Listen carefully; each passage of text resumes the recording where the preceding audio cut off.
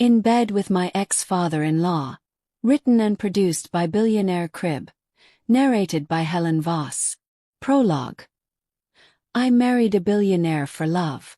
I divorced him with nothing but scars. They took my money. They took my dignity. They even took the child growing inside me. The court that was supposed to protect me was bought. The lawyers that were supposed to fight for me were silenced. My ex-husband watched me sink and called it justice. His mother called it punishment. And his father called it opportunity. When I went to him for help, broken and desperate, he didn't offer me protection. He offered me a deal.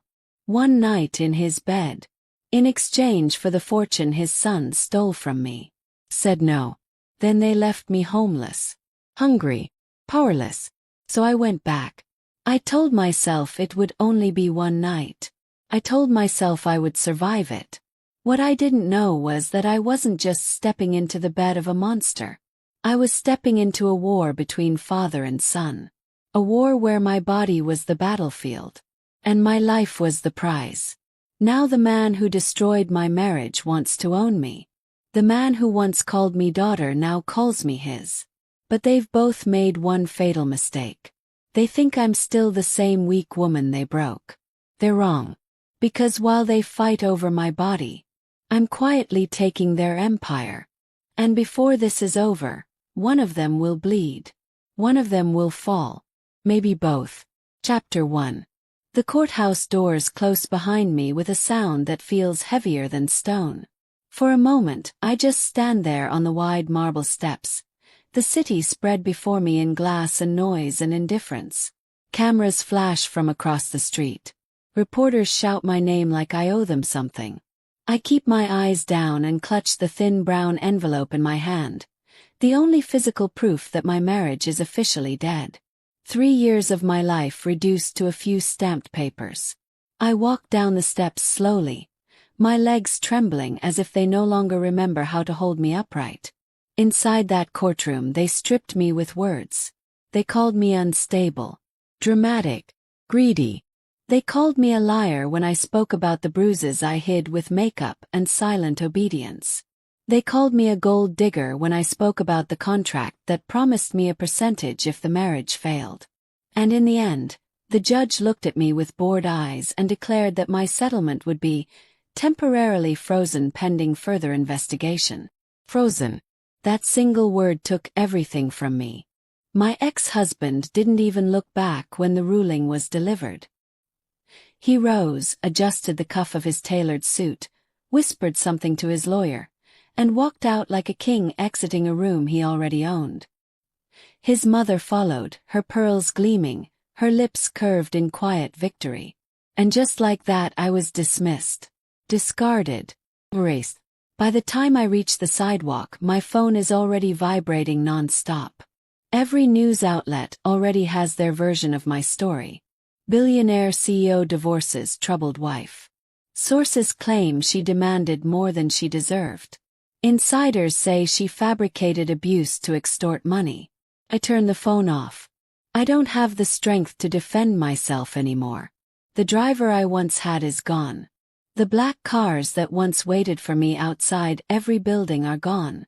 I walk to the nearest bus stop like a stranger in a city I used to own. Each step feels unreal, like I'm moving through water. People stare at me, some with curiosity, some with judgment. Somewhere, someone recognizes my face and whispers. I hear the word gold digger float behind me like a curse. By the time I reach my apartment, dusk has swallowed the sky. The building looks different now that I no longer arrive in luxury. Smaller. Meaner. The hallway lights flicker as I walk to my door. Everything echoes because there is no one left inside my life. I unlock the door and step into silence. Most of the furniture is gone. The movers came weeks ago under my ex-husband's orders. They took everything he paid for, which turned out to be almost everything. The couch is gone. The paintings are gone. Even the bed is gone.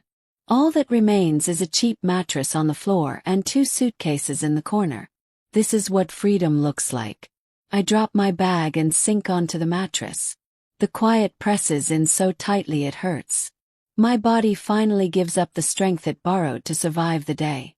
And the tears come before I can stop them. I press my fist against my mouth to muffle the sound, but the sobs shake out of me anyway. Messy, broken, humiliating. I remember the first time I stood in a court with his name attached to mine.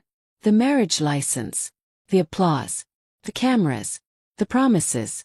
I had been so young then, so certain love could protect me from everything his world was made of. I was wrong.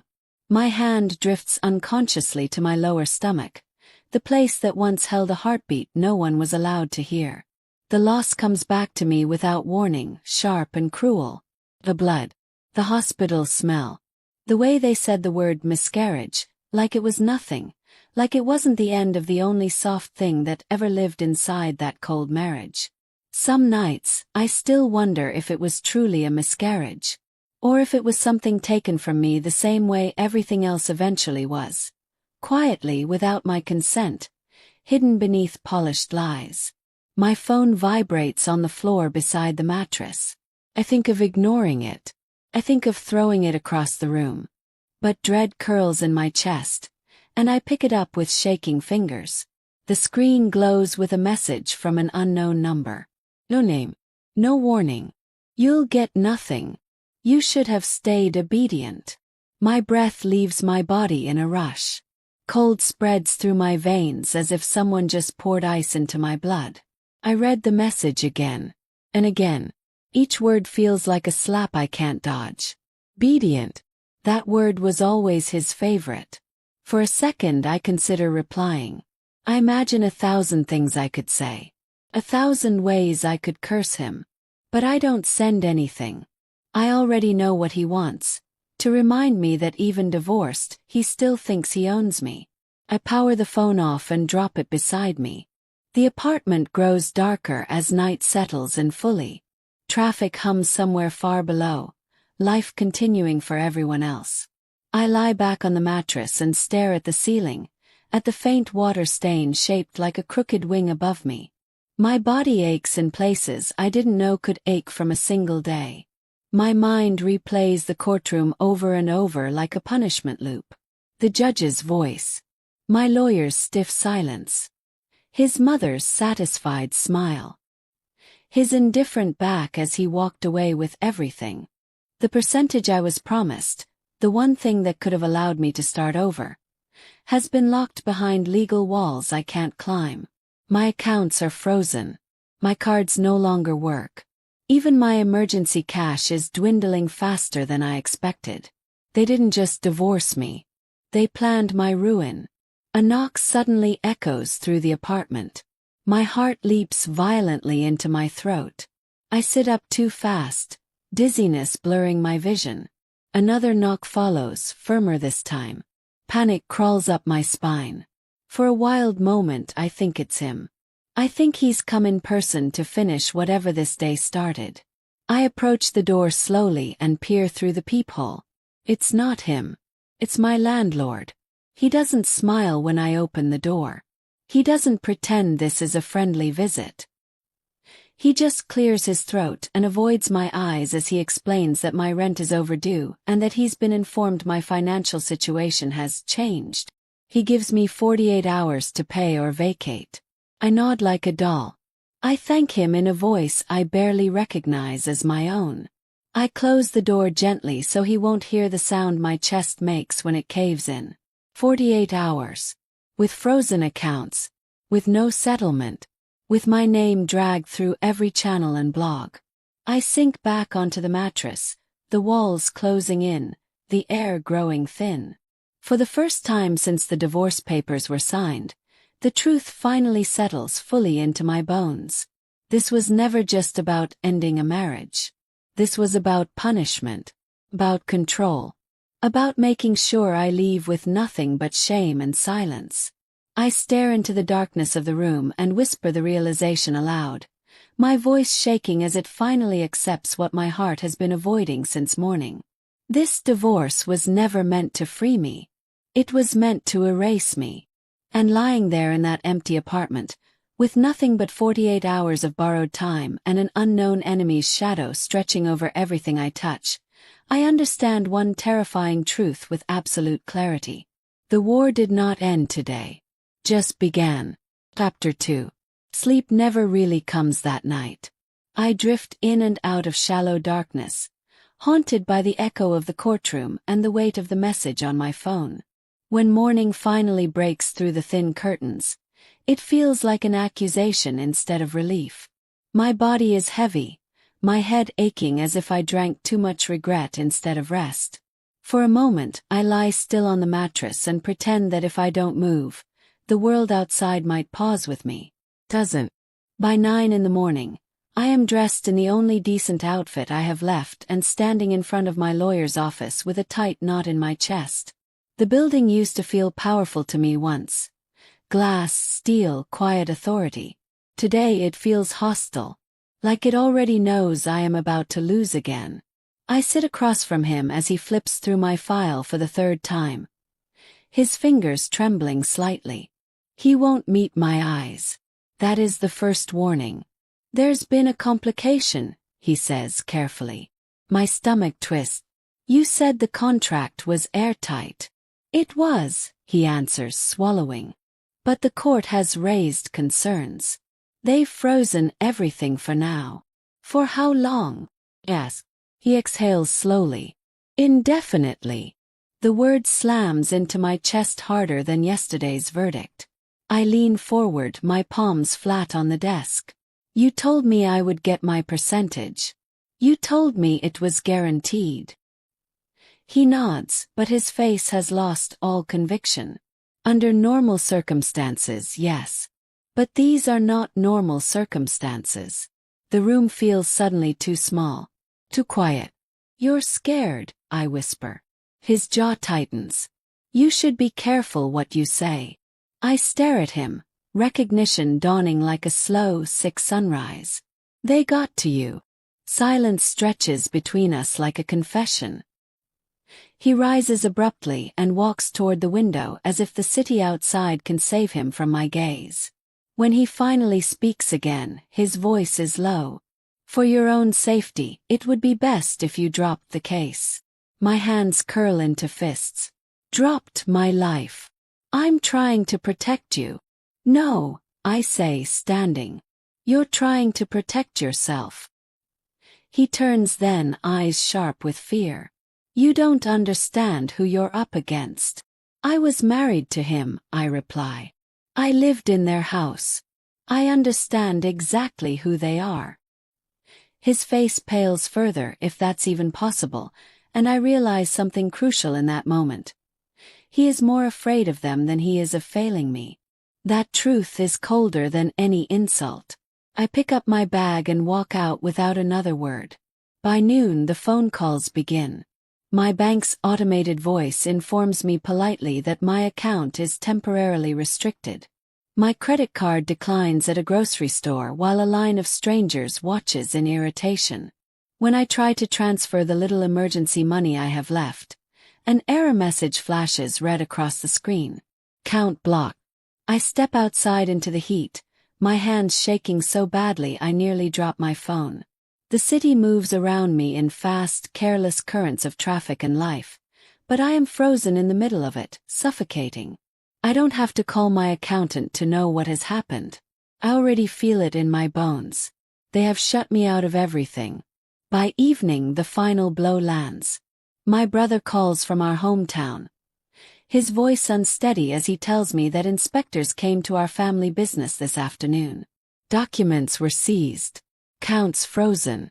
Anonymous allegations filed. Our small company, everything my parents built with their sweat, is now under investigation. The word sounds polite. Feels like execution. They said your name, he whispers. They said this has something to do with your divorce. The guilt punches through me so violently I have to sit on the sidewalk. I'm sorry, I breathe. I didn't know they would. They own the town now, he says. People won't even look at us. The call ends, and I am left staring at nothing, the world blurring into streaks of sound and color as tears spill without permission. They are not just destroying me. They are punishing everyone who ever shared my blood. That night, as I walk back to my apartment with numbed steps, I feel it for the first time. The unmistakable prickle of eyes at my back. I tell myself I'm paranoid. I tell myself grief is making me imagine things. But when I stop suddenly, the footsteps behind me stop too. When I move again, they move again. I don't look back. I don't run. Fear locks my muscles into calm. By the time I reach my building, my heartbeat is so loud I am certain the shadow behind me can hear it. Inside my apartment, I bolt the door and slide down against it, breathing hard. My phone vibrates in my hand. Unknown number again. Stop fighting what you cannot win. The message is short, surgical, certain. The next morning, I wake to the sound of sirens. My lawyer is dead. The news scrolls across every channel with a neat headline and an overused word. Accident. His car lost control on the expressway. No survivors. No suspicious details. Just another unfortunate statistic. I sit on the edge of the mattress, the screen glowing in my lap, and feel something inside me finally collapse into a hollow, echoing space. He was my last legal shield. And now he is gone. I don't cry this time. There are no tears left. There is only a quiet, creeping understanding that settles into my chest with deadly clarity. This is not a legal battle. This is an execution disguised as procedure. Judges delay. Lawyers disappear. Counts vanish. Businesses crumble overnight. People die quietly on highways. Step by step, piece by piece, they are closing every door around me until I am standing in an invisible cage. This family does not fight in court. They own the court. I pack my bag slowly that afternoon, my hands no longer shaking. Fear has transformed into something colder, sharper. The city outside buzzes with gossip, speculation, and carefully edited lies about my greed and my fall. They need the world to believe I deserve this. By nightfall, I stand on the edge of the bed in my empty apartment and stare at the wall where a framed wedding photograph once hung. The nail is still there, crooked and exposed. A small, stupid reminder of who I used to be. I think of every man in that family. The son who broke me openly. The mother who smiled while doing it. And then, inevitably, my thoughts turn to the one man who has said nothing at all. Patriarch. The man whose name still opens doors with a single phone call. The man even my ex-husband bows to when no one is watching. The man who built the empire that is now crushing me beneath its weight. My ex-father-in-law. The idea of going to him makes my stomach revolt. But the truth is merciless and simple. I have run out of choices. Lawyers are dead. Courts are bought. Banks are sealed. My family is being suffocated because of me. There is only one man left powerful enough to override his son. And I know deep down that going to him will cost me more than pride. I zip my bag slowly, the sound loud in the empty room. When I step into the hallway for the last time, I don't look back. There is nothing left in that apartment but ghosts and shame. Outside, a black car idles at the curb across the street. I don't know if it is coincidence or surveillance. I no longer bother to guess.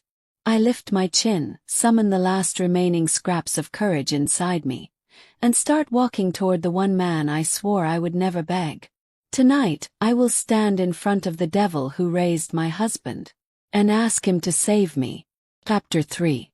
The gates to his estate are taller than the courthouse doors that erased me. Black iron, polished to a threatening shine, opening slowly as if the property itself is deciding whether I am worth letting in. My palms are damp by the time the car passes through. Gravel crunches beneath the tires, loud in the heavy silence. The house rises ahead like a fortress, wide, calm, untouchable. This is where power goes to sleep at night. My driver says nothing. He stops at the front entrance and opens the door. I step out with legs that feel borrowed, not mine. The air smells faintly of trimmed grass and money. A man in a dark suit leads me inside without a word. Everything inside is quiet. Not empty quiet. The kind of quiet that means nothing ever happens here without permission. I am led into a vast sitting room flooded with soft golden light. Expensive art lines the walls. A fire burns low in the fireplace though the night is warm. And at the center of it all, seated comfortably in a leather chair as if he has been waiting for me all his life, is my ex-father-in-law. He looks exactly as he always did. Silver hair neat, posture flawless, eyes sharp and unreadable. Age has only polished him, not weakened him. When he sees me, he rises with deliberate calm, a slow smile curving at the corner of his mouth that makes my skin crawl. "Sit," he says gently, gesturing to the chair across from him. I remain standing. I didn't come here to be comfortable.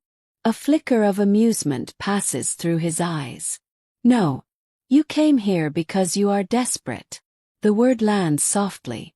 Precisely. I hate him for being right. I finally sit, my spine stiff, my fingers clenched together in my lap. For a long moment he simply watches me, like a man appraising a painting he already owns.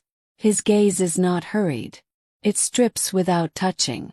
"You look thinner," he says politely. "Divorce suits you." My jaw tightens. "You know why I'm here." "Of course I do." He pours himself a drink without offering me one. "You want your money." "My percentage," I correct. "Legally mine." He chuckles quietly. "There is no such thing as legally in my family." The truth in that statement slides through me like ice. Your son has frozen everything. The courts, the banks, my family's business. My lawyer is dead. He takes a slow sip of his drink, unbothered. I heard.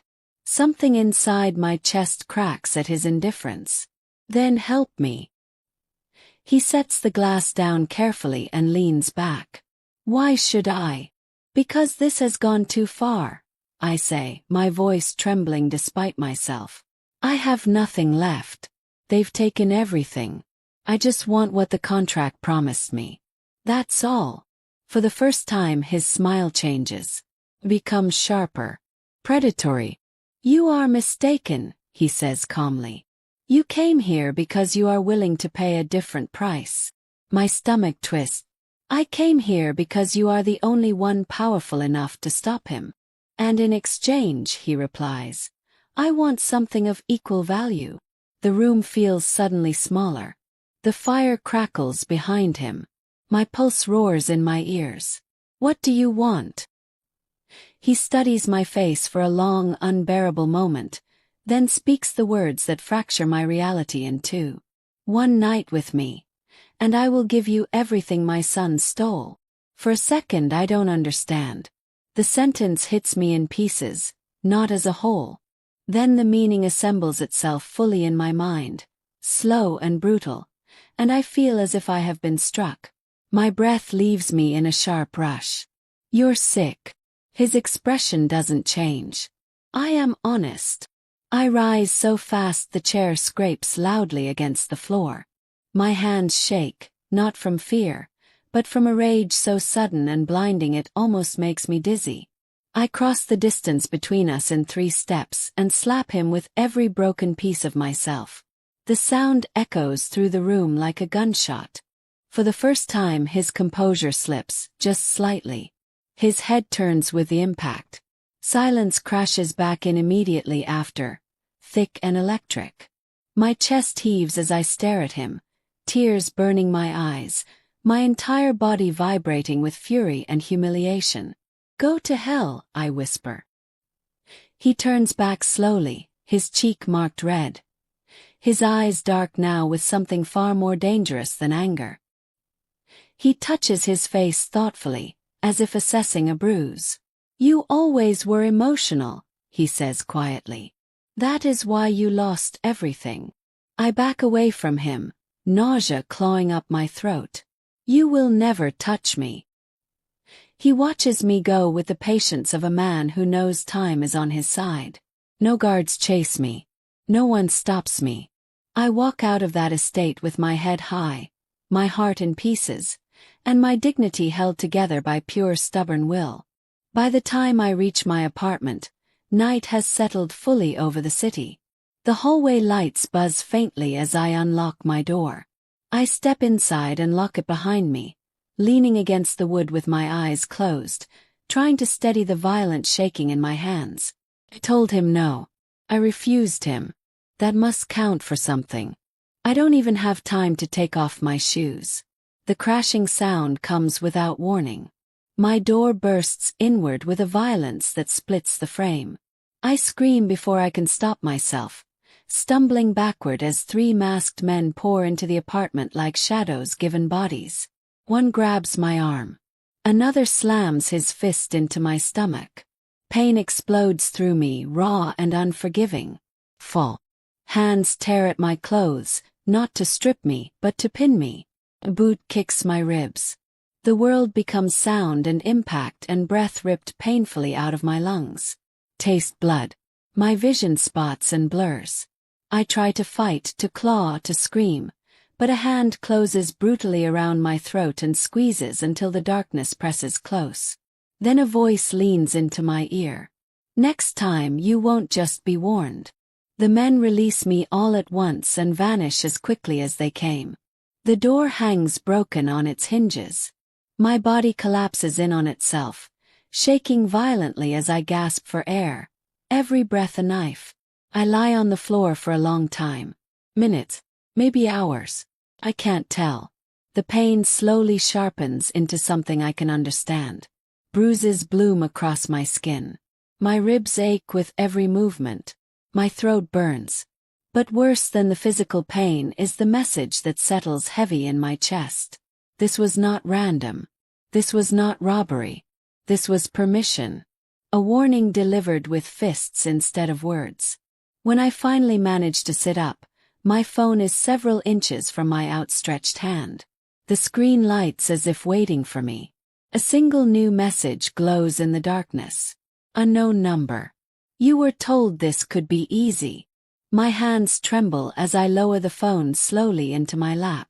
Everything becomes clear with terrifying precision. Timing. The boldness. The certainty. He didn't need to threaten me himself. He simply demonstrated what happens when I say no. I drag myself to the mattress and curl onto my side, every inch of my body throbbing. Hot tears slide silently into my hair. I press my face into the thin pillow and let the truth wrap around me like a noose. The courts belong to them. The streets belong to them. Even my safety now belongs to them. There is no escape without payment. And now I finally understand the terms of the war I never agreed to fight. Either I accept his deal, or I die with nothing. Chapter 4. I don't go back immediately. I spend 2 days in that broken apartment, moving like a ghost through pain and fear and stubborn denial. My body aches from the beating, purple and yellow blooming beneath my skin like rotten flowers I can't hide. Every breath reminds me of how easily I was put back in my place. I tell myself I can still find another way. I tell myself I will survive this without crawling into a devil's bed. By the 3rd night, reality answers. My landlord's final notice is slipped under the door. My brother's voice message is shaking with panic about inspectors returning. Another unknown number texts me a photo taken from across the street, me standing at my bedroom window, unaware. That's when I understand that I am not being chased. I am being herded. So I shower. Not because I feel clean, but because I feel like evidence. Hot water beats down on my bruises until I bite my lip to keep from screaming. I scrub until my skin burns, until the steam blurs the mirror and I barely recognize the woman staring back at me. Her eyes are hollow but lit with something desperate and wild. I put on a simple black dress. Nothing seductive. Nothing defiant. Just surrender sewn into fabric. The car arrives without being called. And I go. The gates open for me this time without hesitation. No appraisal. No delay. I am expected. The house is quiet again, but it no longer feels indifferent. Feels prepared. He is waiting in the same room. Same fire. Chair. Same composed, patient predator eyes. You look hurt, he observes mildly. I say nothing. So you've decided to be reasonable, he continues, unbothered by my silence. I've decided to survive, I answer. My voice sounds distant even to me. He smiles. Same thing, really. He rises and gestures for me to follow him. Do. My legs carry me forward like they belong to someone else. The hallway is long, lined with closed doors that all seem to be listening. When we enter the bedroom, the world narrows into velvet shadows and low, painful quiet. He moves slowly, always in control, never rushed. I stand at the foot of the bed like a sacrifice waiting to understand its altar. My heart beats so hard it nearly makes me dizzy. He lifts my chin with a single finger, forcing my eyes to his. You may leave at any time, he says softly. But the door will cost you everything. I don't answer. When he kisses me, I leave my body. It happens instinctively, like my mind knows exactly what to do to survive this. I float somewhere above myself, watching from a distance as my body responds mechanically to instructions it never wanted to receive. Focus on the ceiling, on the way the shadows shift, on the sound of my own breathing that doesn't feel connected to me anymore. Time stretches into something unrecognizable. There is no romance in it, no softness, just possession and endurance and the slow erosion of a line I swore would never be crossed. At some point, pain fades into numbness. At some point, numbness fades into silence. At some point it ends. When it's over, he does not touch me again. Not in comfort, not in apology. He simply watches as I gather myself from the ruins of my dignity and pull my dress back into place with hands that barely feel like they belong to me. You did well, he says as if I completed a business transaction. I don't look at him. If I do, I might shatter. A phone vibrates softly on the nightstand. He glances at it, then back at me with a calm that feels obscene. Check your account, he says. I hesitate, then pull my phone from my bag with trembling fingers.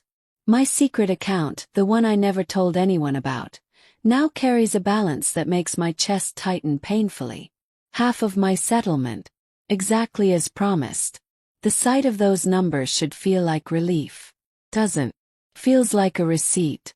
Proof that something priceless inside me has just been exchanged for survival. I turn to leave. At the door, his voice stops me. You will come back, he says quietly. I don't answer. Because I'm not finished with you.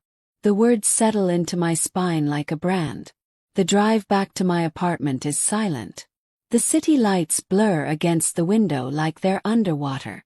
My reflection stares back at me from the glass. Pale, empty, altered. I touch my lips absent-mindedly and feel nothing. Inside the apartment, the broken door has been temporarily fixed. I lock it behind me and slide down against it, my body finally collapsing into shaking, racking sobs that tear out of me with no restraint left to hold them back. I cry until my throat is raw. I cry until my head hurts. I cry until there is nothing left to give. When the tears stop, I am left with a hollow stillness. I pull myself onto the mattress and stare at the ceiling, replaying his final words again and again like a curse. You will come back. I tell myself I won't. I tell myself this was a single night. A necessary evil. A transaction I will never repeat. I tell myself that now that I have money I can fix everything. Save my family. Disappear. Ill.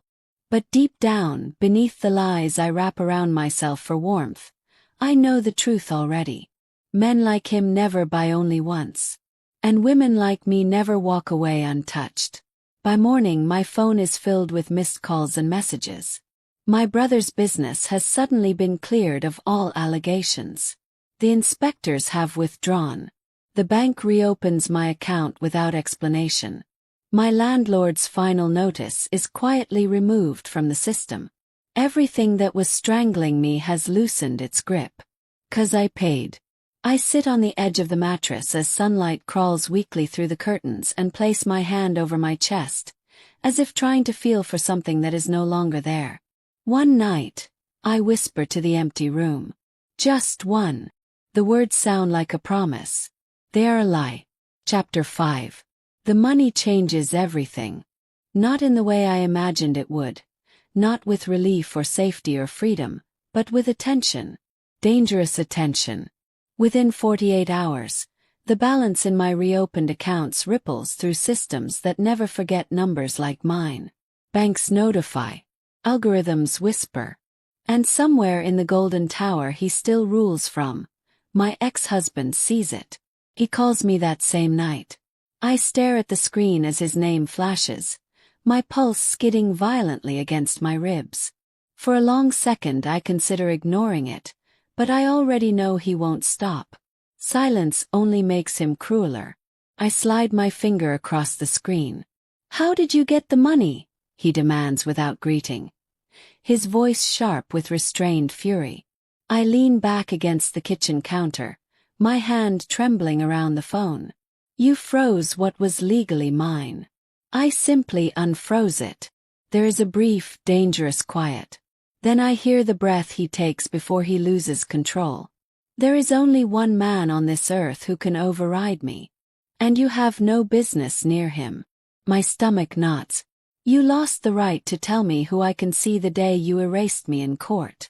You think I won't tear you apart for this," he spits. "You already tried," I whisper. "It didn't work."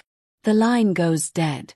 That night, the city feels tense in a way that is impossible to explain but easy to feel.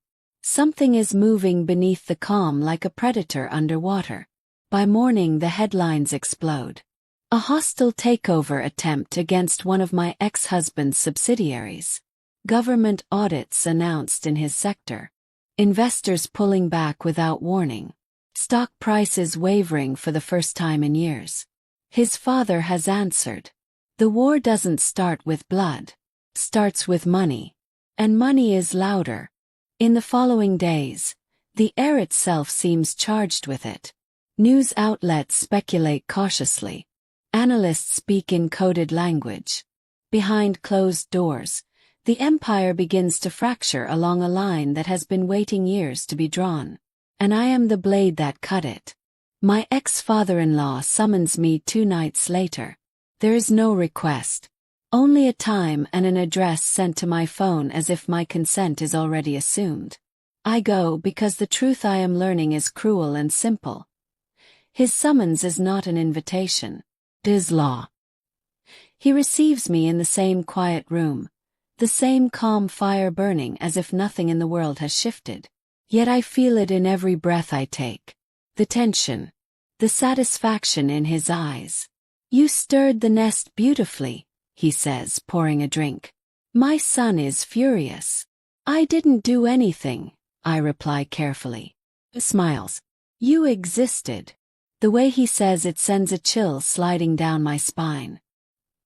He sets the glass aside and studies me with a familiarity that makes my skin crawl. "You handled your first transaction well," he continues. "But you do understand that interest compounds quickly." My heart stutters. That was not part of the deal. He walks toward me, slow and unhurried. "Everything is part of the deal once you accept payment." The room shrinks around us. I force my voice to stay steady. "You said one night. And I delivered exactly what I promised," he replies silkily. "Now I am making you a new offer." The meaning lands instantly.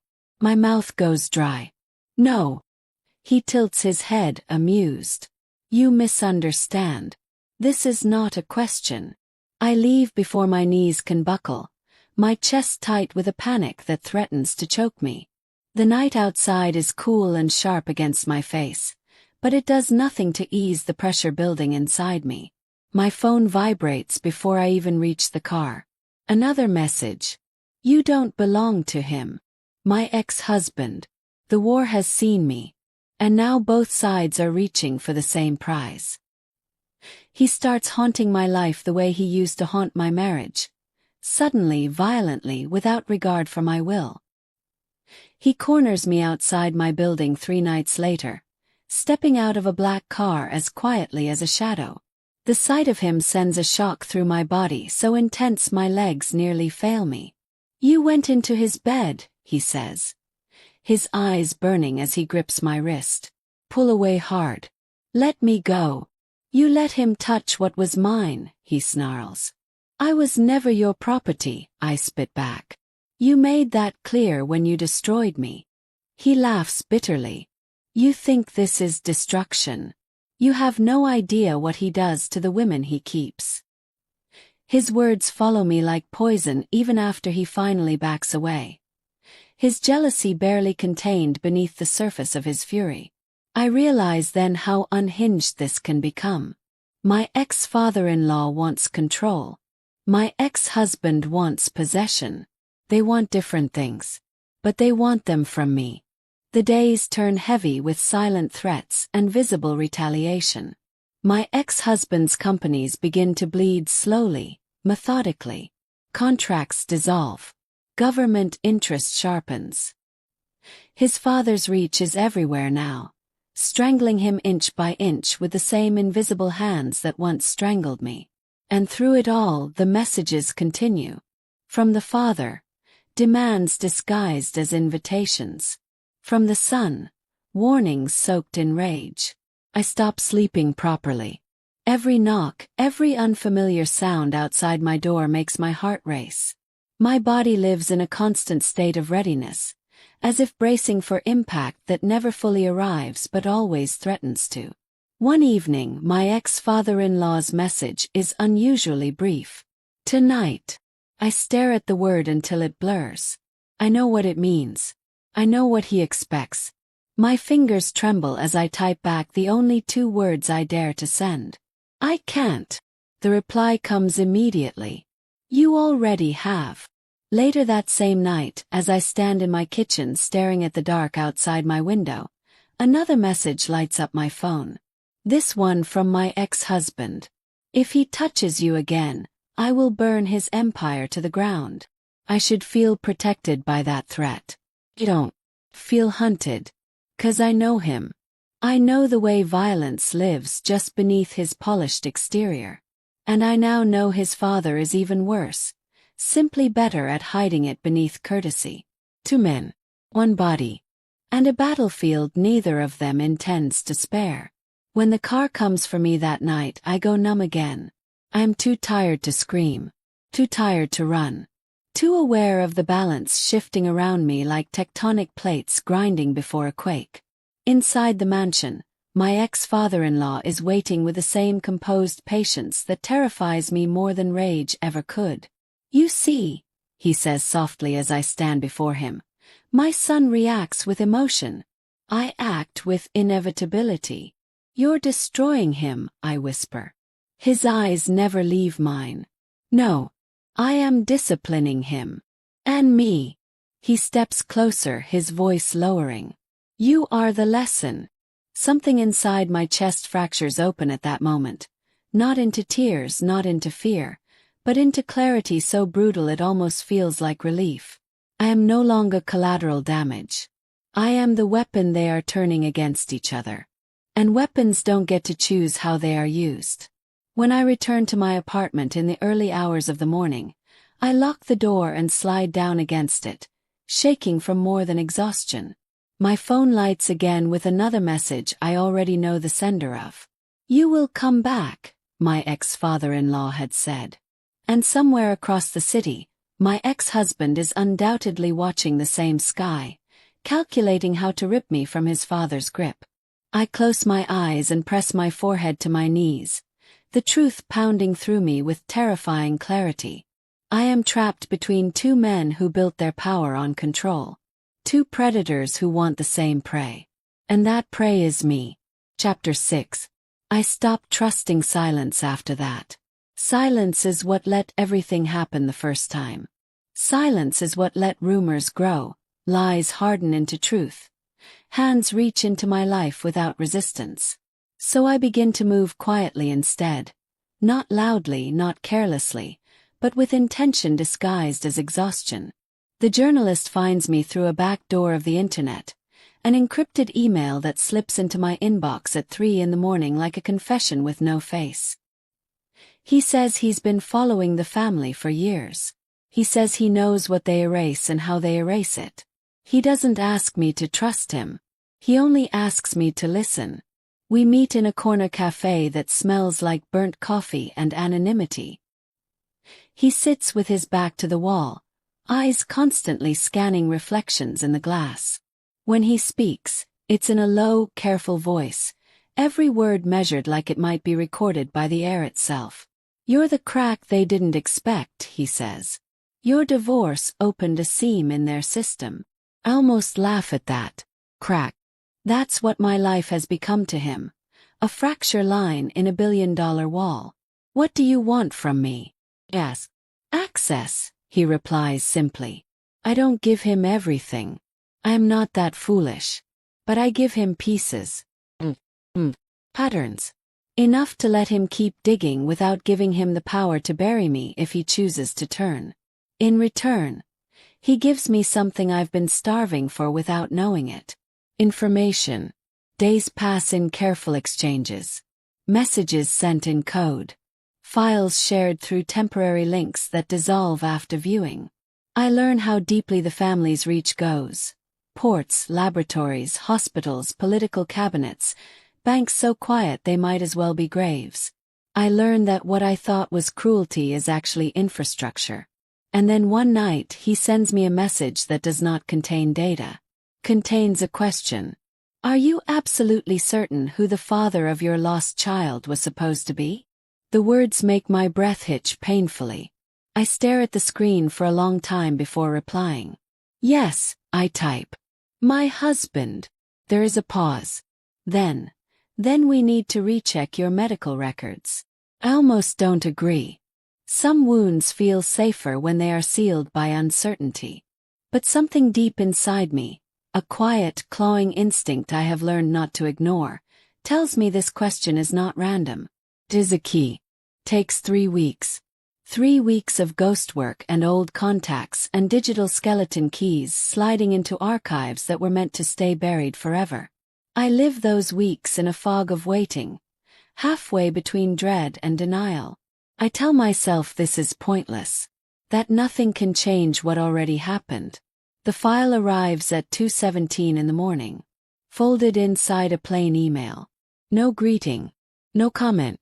Just an attachment labeled with my hospital's name and the date. Everything fell apart. My fingers shake as I open it. Pages appear. Blood work. Ultrasounds. Consent forms I don't remember signing. Surgical notes written in clinical language so cold it feels deliberate. I scroll slowly, my eyes scanning for something I don't even know how to name. Then I see it. A line of genetic notation under a section titled Paternal Marker Confirmation. Takes me a moment to understand what I am looking at. Then the meaning erupts inside me like an explosion that doesn't make a sound. The fetus was never my husband's. My breath leaves my body in a long, hollow gasp. I press my hand over my mouth as if that might keep the truth from tearing me open completely. My vision blurs. The room tilts. The markers match not my ex-husband's profile, but his father's. Memories flood in without permission, vicious and sharp. The night weeks before my wedding, when I had woken in a guest room with my head pounding and my body heavy, my dress wrinkled in ways I couldn't explain. The family's explanation. Too much champagne at a celebration. My confusion. My shame. I had believed them. I had been made to believe myself unworthy of questioning it. My heartbeat becomes violent, irregular. I struggle to breathe as I scroll further, my eyes burning. Another page. Another signature. A separate authorization for a necessary termination procedure. Signed not by me, but by a proxy physician acting under executive order. Executive. The word pulses in my mind with brutal clarity. His order. His decision. His child. My baby. Removed from my body without my knowledge. Cleaned from me as if I were simply contaminated soil. The room shrinks violently. I slide down the wall and curl onto the floor, the laptop still open in front of me like a silent witness to my undoing. Sounds rip out of me that I don't recognize as my own. Broken, animal, unrestrained. The pain is not sharp. It is vast. It fills every corner of my lungs until I feel like I might suffocate on it. All this time I thought I had lost something to fate. I never imagined it was stolen by design.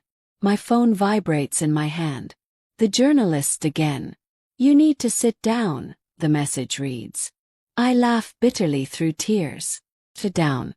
I am already on the floor of my life. They ordered it, he adds. The abortion. It wasn't a medical decision. It was a corporate one.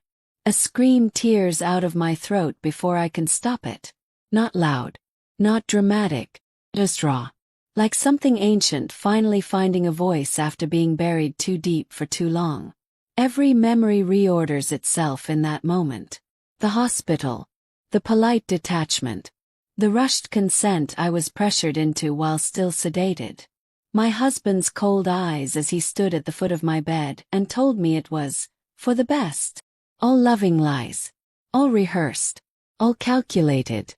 I had walked out of that marriage believing my body had betrayed me. Now I understand the truth. They violated me at the deepest possible level and called it medical necessity. The journalist doesn't press me for anything that night. He only says, if you want to burn them, you now have the fire. When the call ends, the apartment feels too quiet to contain what is building inside me. I rise slowly, unsteadily, like someone learning how to stand again in a body that has become foreign. My hands stop shaking. My tears dry. Something else takes their place. Cold. Heavy. Alive. I think of his voice telling me you will come back. I think of my ex-husband's jealous rage. I think of the night I woke not knowing what had been done to me. My grief, which once lived as a soft, bleeding ache inside me, hardens into something unrecognizable. It is no longer just pain. It is direction. They did not just destroy my marriage. They erased my child. They trafficked my body. They decided what part of me deserved to live and what could be removed without my consent. And they were certain I would never know. I stand at the window as dawn creeps thinly across the city and press my palm to the glass, feeling the cold against my skin. My reflection stares back at me. Eyes darker now, steadier, no longer pleading. They took something from me that cannot be repaid with money. So I will take something from them that cannot be rebuilt with power. My survival is no longer about escape. It is about balance. It is about blood measured not in loss, but in reckoning. And in the quiet after the revelation, with the city waking unaware beneath me, I finally understand the shape of my future. My pain is no longer my weakness. It is my weapon. Chapter 7. Fear doesn't leave all at once. Thins first. It loosens its grip in small, unremarkable moments until one day you realize your hands are no longer shaking when they should be. I notice it during one of his dinners, sitting across from the man who once owned my fate with a flick of his fingers. He speaks softly, confidently, as if nothing in the world has shifted. And I listen. I always listen. But now I am no longer listening like a victim. I am listening like a collector. His mansion remains a monument to control. High ceilings, quiet corridors, cameras hidden like nerves beneath skin. He still believes I am obedient. Still believes what happened between us stripped me of will. I let him keep that delusion. I arrive when summoned. I lower my gaze when expected. I allow his hand at my waist when he wants to feel his possession affirmed. But possession creates access. And access creates evidence. I hide recorders where no one thinks to look. Inside the lining of my purse, stitched into the hem of dresses his staff selects for me. inside a hollowed perfume bottle gifted to me by his wife who knows exactly what I am but pretends otherwise. I learn his rhythms, his habits, the times when his voice grows careless with confidence, the nights when his friends drink too deeply and speak too freely. I become invisible in plain sight. Men never guard their monsters from women they believe are broken. The first recording is an accident. He is arguing with a minister over the phone in his study, and I am seated on the carpet at his feet like a sculpture, silent and decorative. I turn slightly, the recorder already running, and he says the word shipment in a tone too sharp to mean cargo alone. He gives dates, dock numbers. I don't know their importance yet, but I feel their weight settle into my chest like bricks. After that, it becomes an instinct. Documents come next. Hidden inside a false panel in a wall safe that he forgot to relock one careless night. Ledgers layered with shell corporations. Charities that move children and refugees instead of money. Hospitals that specialize in clean disappearances. I photograph everything with trembling patience, sending copies to the journalist through channels that erase themselves. Each new file feels like another bone recovered from a mass grave. The deeper I go, the quieter I become. Meanwhile, my ex-husband begins to unravel. Doesn't happen all at once. At first, it is only small fractures in public. A failed merger that should have been impossible. A bank freezing assets without explanation. Board members resigning abruptly citing ethical concerns. His face appears on screens with that familiar cold composure, but I see the tension tightening his jaw, the anger leaking through his controlled posture. He calls me late one night, drunk enough to forget the performance. "What did you do?" he slurs. I hold the phone lightly in my hand, staring at the ceiling as if the answer might be written there. "I survived," I reply. He laughs, the sound cracked and ugly. "You think you're surviving? You're being used." "Yes," I whisper calmly. "Just not by you anymore." He hangs up. The next morning, his company loses a government contract so large it makes headlines. My ex-father-in-law continues to summon me as if nothing is changing. He thinks the war he is waging against his son is a private one. He underestimates how small men become when their secrets grow larger than their shadows. He speaks carelessly now, driven by spite and dominance. He wants his son to hurt. And in his arrogance, he no longer notices how often my eyes drift to his security panels, how precisely I time my movements. I learn where the blind spots are. I learn which guards can be bribed with drugs and which with fear. I learn which nights the offshore servers are synchronized for backup. And all the while, I continue to play the role he wrote for me, the grateful, broken woman who returned because she had nowhere else to go. I let him believe he rebuilt me. In truth, I am assembling a weapon out of his own bones. Sleep becomes thin and restless. I dream of my child often now, not as a baby but as light, as warmth that glows just out of reach. I wake with tears that do not fall, pain that does not slow me. Grief and rage have fused into purpose. I no longer fantasize about escape. I fantasize about exposure. The journalist calls me one night with his voice stripped of its usual caution. "You've accelerated the timeline," he says. "Good," I reply. "Your ex-husband's holdings are collapsing in 4 different countries simultaneously. Regulators are circling. Someone leaked internal trades to 3 intelligence agencies." I lean back against the wall, the phone pressed lightly to my ear. "Let them circle. You're playing a dangerous game." I smile without humor. I learned from dangerous men. Silence stretches between us before he speaks again. "When this detonates, there will be no hiding." "I'm not hiding," I say softly. "I'm positioning." My ex-husband grows reckless. He begins lashing out in public, firing executives in open boardrooms, threatening lawsuits against investors who once worshipped him. His terror is contagious. The empire that once stood smooth and untouchable now vibrates with instability. And in the center of it all, like a vein he cannot sever, is the truth he buried inside me. He tries to corner me at a charity gala his father sponsors. Cameras flash as he approaches, his smile too wide, his eyes too wild. He grips my arm just hard enough to bruise. "You think you've won?" he hisses through his teeth. "No," I reply quietly, meeting his gaze. "I think you've already lost." Across the room, his father watches us with narrowed eyes. The predator recognizes a shift in balance, even when he doesn't understand its origin. For the first time since I returned to his world, something close to uncertainty passes through his expression. That night he demands I stay. Do. And I leave with another drive hidden inside the sole of my shoe. The evidence grows heavy, layered, impossible to deny. Human trafficking routes mapped through philanthropic fronts. Murder disguised as surgical error. Judges bought with offshore promises. Politicians auctioned through women and debts. I am no longer just collecting proof. I am building a collapse. And still I behave. Still I return his calls. Still I sit at his table. Still I let him believe he owns my silence.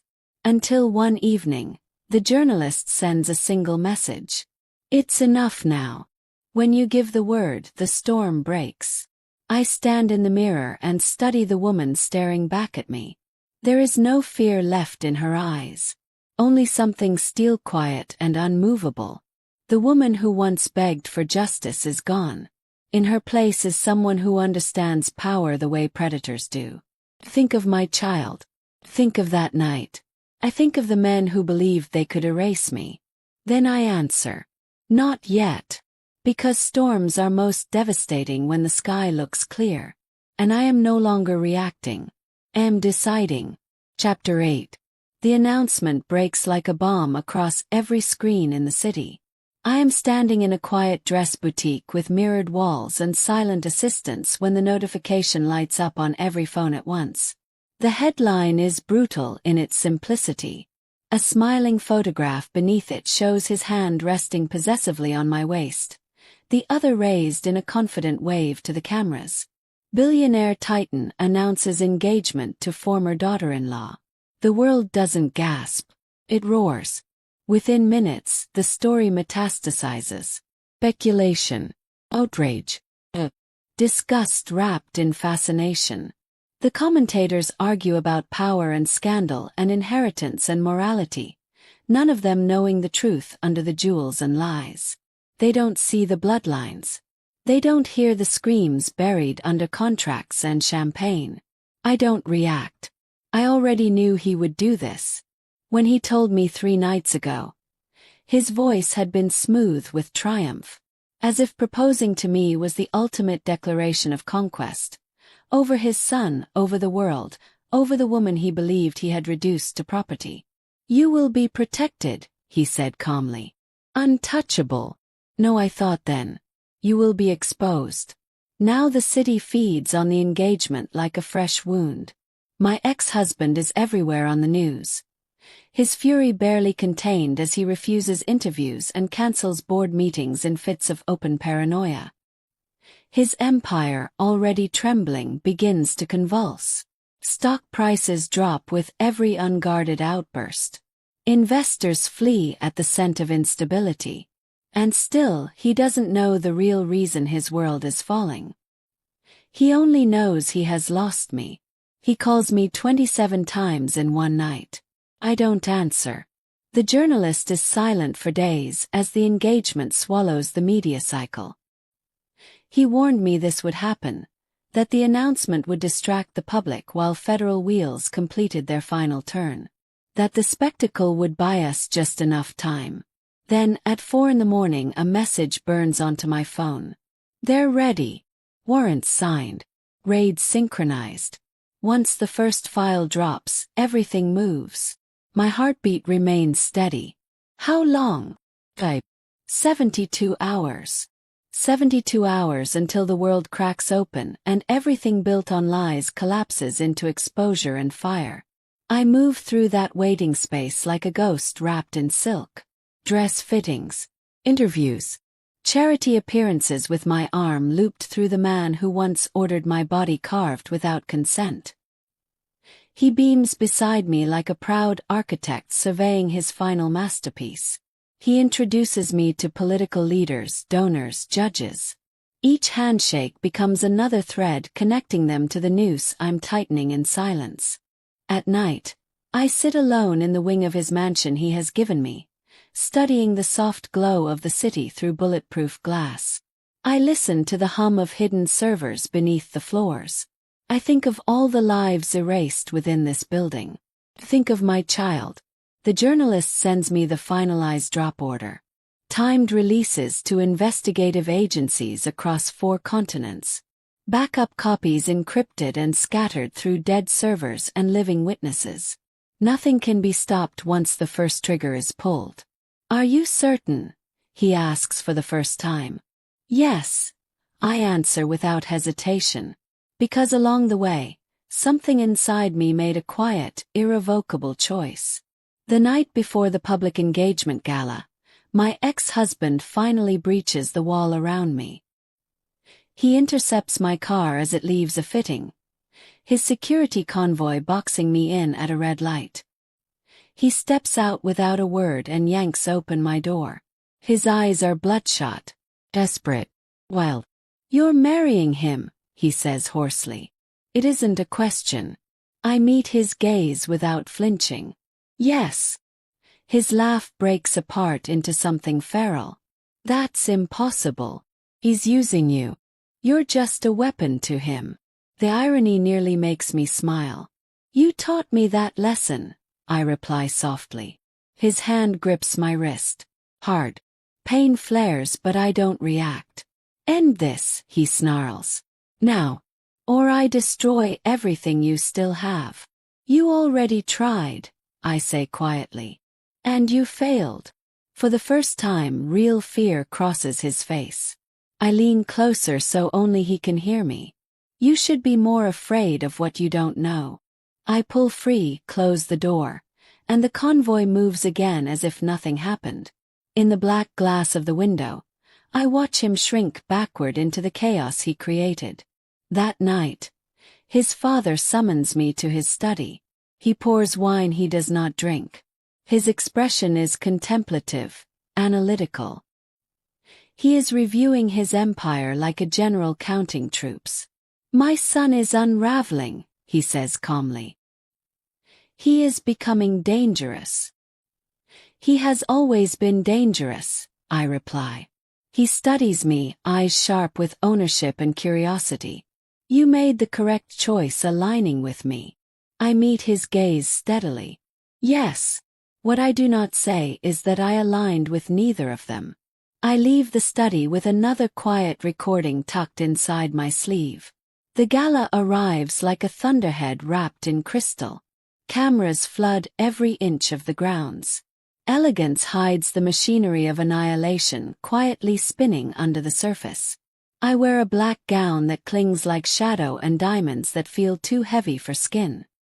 He places a ring on my finger in a blaze of flashbulbs. Applause erupts. The world witnesses what it believes is a victory of power and scandal. My ex-husband watches from across the room, his face twisted in naked hatred. The strain in his posture tells me he no longer sleeps, no longer trusts, no longer understands the shifting floor beneath him. The journalist texts me one last time as the orchestra swells. 30 minutes. My pulse is calm. Toast begins.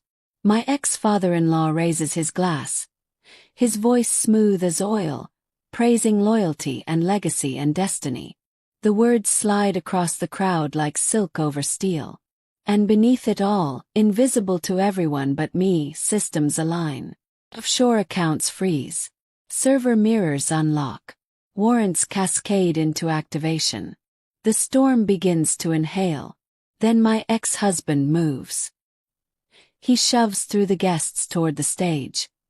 His restraint finally shattered. Two security men grab him, but he fights with absurd desperation, shouting my name like a curse. The crowd stirs uneasily. Murmurs ripple. In the chaos, he locks eyes with his father. Something ancient and venomous passes between them. My ex-father-in-law leans to whisper in my ear. You see, he is no longer worth saving. I look at him, truly look at him for the first time without fear. No, I agree calmly. One of you isn't. At that exact moment, my phone vibrates once against my palm.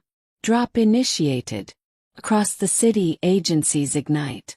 Across the world, secrets begin to surface. Inside the ballroom, no one yet understands that everything they know has already started to die. I stand between the two men who destroyed me and feel something settle into place at last. I have already chosen who will fall. And when the first arrest sirens begin to scream through the night, they will finally understand that this engagement was never a union. It was a massacre invitation. Chapter 9.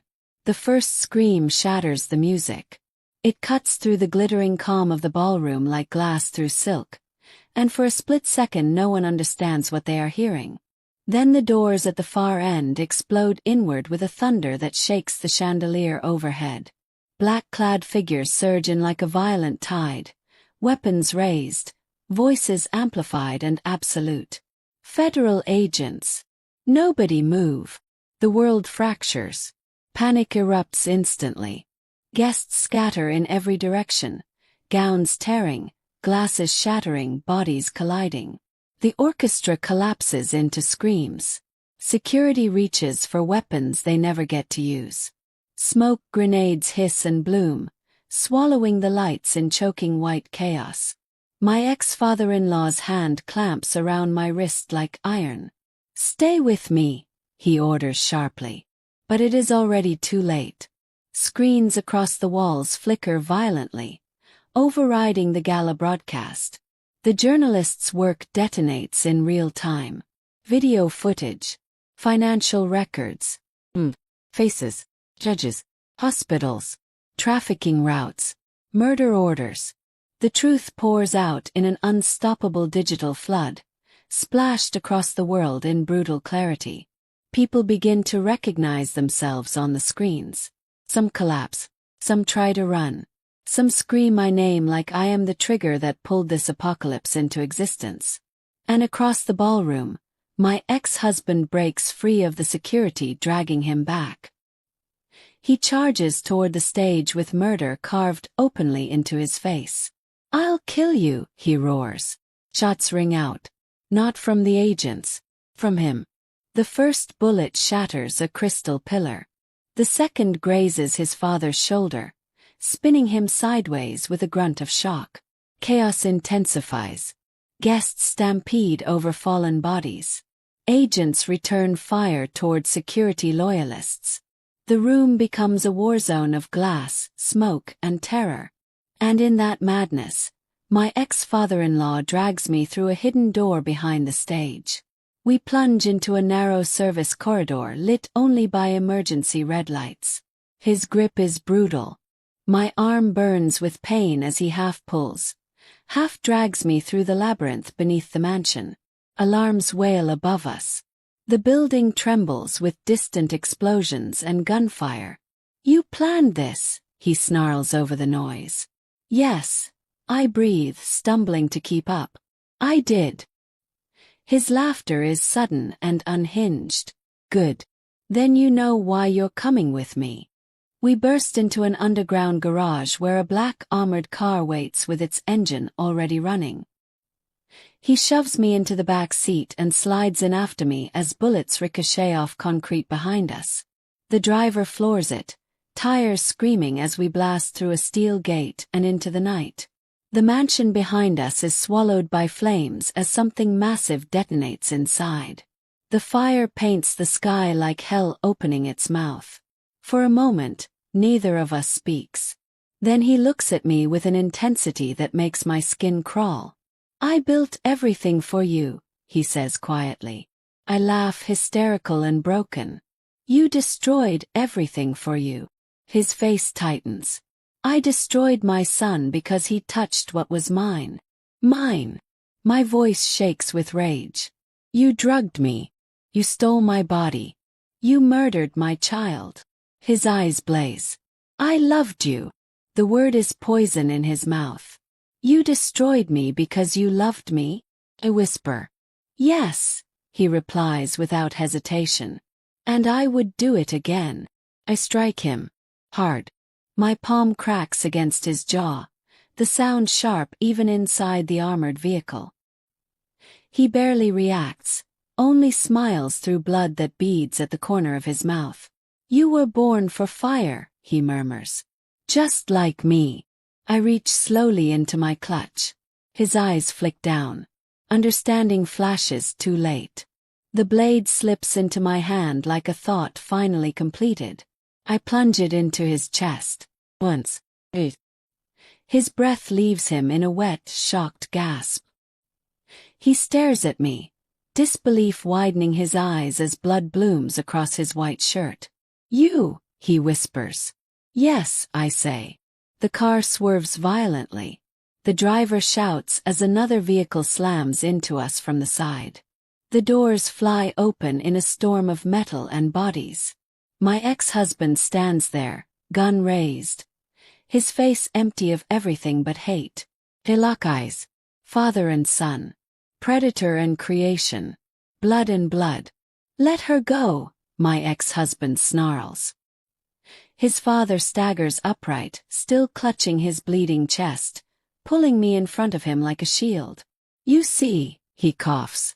Even now he wants to own you. You don't get to touch her anymore, my ex-husband says. The gunshot cracks through the night. His father fires first. The bullet tears into his son's side, spinning him backward with a cry of pain. My ex-husband fires in return.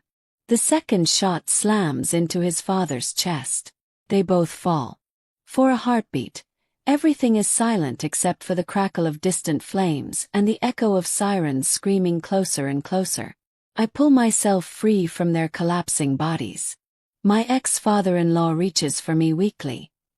His blood slick on the concrete. Come back, he rasps. You belong to me. I step back. You never owned me, I say. My ex-husband groans in pain, struggling to crawl toward me through his own blood. I'm sorry, he whispers hoarsely. I should have protected you. I look at him, at the man who betrayed me, the man who failed me, at the man whose father destroyed us both. It's too late, I say quietly. The mansion erupts behind us in a massive explosion that lights the night like false daylight. A shockwave throws all of us to the ground. Heat washes over my back. Burning debris rains from the sky. Agents' voices surge in around us. Commands. Lights. Hands reach for weapons and bodies. I feel hands grab my shoulders, spin me around. Ma'am, you're safe now, someone shouts over the noise. If the word feels foreign. I look back just in time to see medics swarm my ex-husband. His father lies unmoving beside the shattered car, eyes open, blood pooling beneath him. Smoke coils into the sky as the mansion continues to burn, everything it ever stood for collapsing into ash. My world ends and is reborn in the same breath. The adrenaline fades suddenly, brutally. Feel the pain then. In my arm. My side. My soul. My legs give out. I collapse into the arms of the agent holding me as the night finally swallows the empire that once swallowed me alive. As the fire rages behind me, as sirens drown the air, as the last ties to that monstrous family burn into nothingness, one truth anchors itself inside my chest. I did not survive by accident. I survived by choice. Bleeding. Broken. Free. Chapter 10. The morning smells like fire and ash. Even from blocks away, I can see smoke curling into the sky like black ribbons, the mansion reduced to a skeleton of steel and shattered glass. A city of secrets died last night, And the world barely notices because the headlines have already moved on. But I notice. I remember every name, every face, every lie that built the empire that tried to consume me. And for the first time in months, I breathe without fear. The FBI keeps me close, questions gentle and methodical. I tell them everything I know, every file, every transaction, every life they stole. They nod, take notes, file warrants and subpoenas, and sometimes their faces are the only mirrors that reflect justice rather than terror. The journalist who has been my silent partner all this time waits at a safe house, eyes bright with relief.